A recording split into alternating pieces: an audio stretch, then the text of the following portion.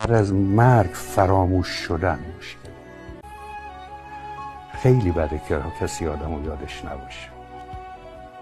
حالا میگه از فراموشان زیر خاک بودن مشکل است، وقت آن کس خوش که چون میرد کسی یادش کند.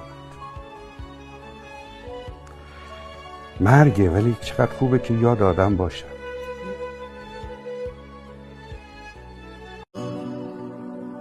ما گریه کنان بر سر خاک پدران، زین غم که شدند از این جهان گذران. در زیر زمین هم پدران میگریند بر تلخی این زندگی ما پسران. مگه وصله جون آدم کیه جز باباش؟